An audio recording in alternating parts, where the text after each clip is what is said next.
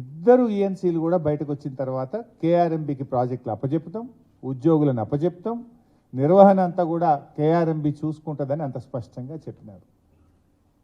దీన్ని బట్టి ఒక విషయం ఏమర్థమైంది, ప్రాజెక్టుల విషయంలో ఎవరెన్ని మాటలు చెప్పినా 10 ఏళ్లలో కేసీఆర్ గారి ప్రభుత్వం కేఆర్ఎంబికి ప్రాజెక్టులు అప్పచెప్పలేదు.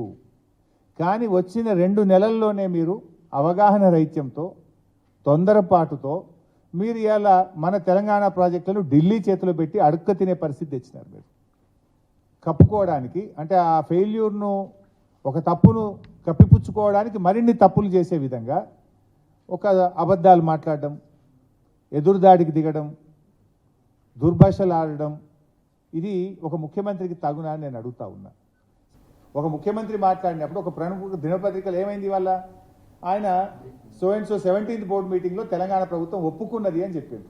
17th బోర్డు మీటింగ్లో ఎంత గట్టిగా చెప్పిండు తెలంగాణ ఇరిగేషన్ స్పెషల్ సిఎస్, మేము ఒప్పుకునే సమస్యే లేదు, ఈ సమస్యను పూర్తిగా చర్చించడానికి అపెక్స్ కమిటీకి, అంటే 2 ముఖ్యమంత్రులు కేంద్ర జలవనరుల మంత్రి అధ్యక్షతన జరిగే సమావేశానికి రెఫర్ చేయండి, ఈ కేఆర్ఎంబి ఇచ్చిన ఆర్డరే తప్పు, ఈ ఆర్డర్ మీదనే పూర్తిగా రివ్యూ చేయాల్సిన అవసరం ఉంది, మేం ప్రాజెక్టులు అప్పచెప్పే సవాలే లేదు అని చెప్పి ఆ రోజు అప్పటి ప్రభుత్వం అంత స్పష్టంగా చెప్పింది. పోతిరెడ్డిపాడు పొక్కగొట్టినప్పుడట మేము రాజశేఖర రెడ్డి గారి క్యాబినెట్లో మంత్రులుగా ఉన్నాం, మేమే దీనికి బాధ్యులము, మీరు పెదవులు మూసుకున్నారు పదవుల కోసం అని మాట్లాడారు. పెదవులు మూసుకున్నది నీ పక్కన కూర్చున్న ఉత్తమ్ కుమార్ రెడ్డి, నీ పక్కన కూర్చున్న కోమటిరెడ్డి వెంకటరెడ్డి, నీ పక్కన కూర్చున్న నాటి కాంగ్రెస్ మంత్రులు, నువ్వు మూసుకున్నావు పెదవులు, మేం కాదు. నేను సాక్ష్యాధారాలు ఇస్తా. GO number 233 19 December 2005. సో మొదటి జీవో వచ్చింది 13 సెప్టెంబర్ 2005కి వచ్చింది. మరి మేము మంత్రులుగా ఎప్పుడు రాజీనామా చేసినాం బైసాబ్?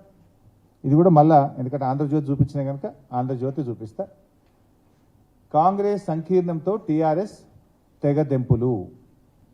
ఆ రోజు మేము ఏ అంశాల మీద రాజీనామా చేసినాం? ఇక్కడనే ఉంది పక్కన. 610 జీవో అమలు చేయడం లేదు కనుక రాజీనామా చేస్తున్నాం. పులిచింతల తెలంగాణను ముంచి ఆంధ్రాకు నీళ్లు పారిస్తున్నావు గనక, తెలంగాణకు అన్యాయం చేసే పులిచింతల ప్రాజెక్టు కడుతున్నాం కనుక రాజీనామా చేస్తున్నాం. తెలంగాణ ఉద్యమ పవిత్రత కాపాడడం కోసం రాజీనామా చేస్తున్నాం. తెలంగాణ ప్రాంతానికి వైఎస్ రాజశేఖర రెడ్డి గారు అన్యాయం చేస్తున్నారు కనుక రాజీనామా చేస్తున్నాం. నక్సలైట్లతో చర్చలు జరగాలంటే మీరు ఎన్కౌంటర్లు చేస్తున్నారు కనుక రాజీనామా చేస్తున్నాం. ఆ రోజు తెలంగాణ ప్రజల ప్రయోజనాల కోసం మేము జూలై 4, 2005 మేము రాజీనామా చేసినాం. పోతిరెడ్డిపాటి జీవో ఎప్పుడు వచ్చింది బైసాబ్? 13 సెప్టెంబర్ 2005. జూలై అంటే జూలై, ఆగస్ట్, సెప్టెంబర్. మేము రాజీనామా చేసిన 3 నెలల తర్వాత పోతిరెడ్డిపాటి జీవో వచ్చింది. నేను ఏమన్నారు రేవంత్ రెడ్డి గారు? పోతిరెడ్డిపాడు పొక్కగొట్టేటప్పుడు హరీష్ రావు, నాయన నరసింహారెడ్డి మంత్రులుగా ఉన్నారు అన్నాడు. నేను పాపం ఆయనకు స్క్రిప్ట్ రైటర్లు, డైలాగ్ రైటర్లు సరిగా లేనట్టున్నారు, కొంచెం బ్యాక్ ఆఫీస్ సరి